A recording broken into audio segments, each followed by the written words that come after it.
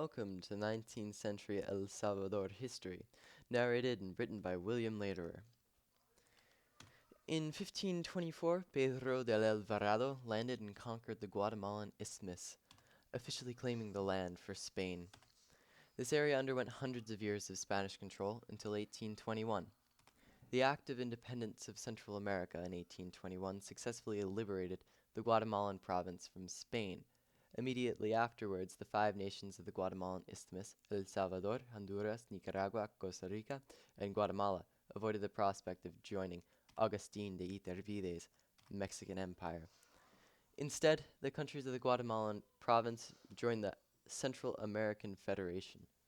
Eventually, the federation dissolved and the constituents receded into statehood in 1838. The political foundation of El Salvador started considerably unstable, with the liberal and conservative factions in constant opposition. Despite the political instability, the first rulers of El Salvador were concentrated in a somewhat peaceful oligarchy of wealthy landowners. In fact, the majority of the 19th century history of El Salvador was characteristically less violent compared to other Latin American nations at the time. Around 1840, coffee was introduced to the nation. El Salvador's agricultural output grew inexorably, as did its economy. The growth of the economy placed an inflated importance upon the liberal legislature and reforms like free market capitalism and anti-clericalism, limiting the church influence and incentivizing many to turn towards capitalistic ideals.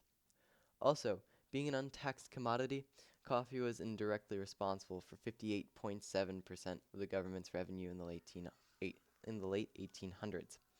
Unfortunately, the influence that wealth brought to the coffee plantation owners was used to corrupt the government.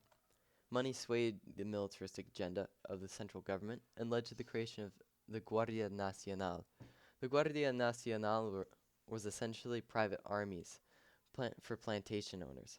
Some presidents of El Salvador, including Santiago Gonzalez, tried to consolidate their powers into an authoritarian dictatorship, but none had succeeded. In El Salvador, the late 1800s was characterized by the economic growth brought on by coffee, and the growing tensions between the oligarchy and the overworked and unpaid rural farmers.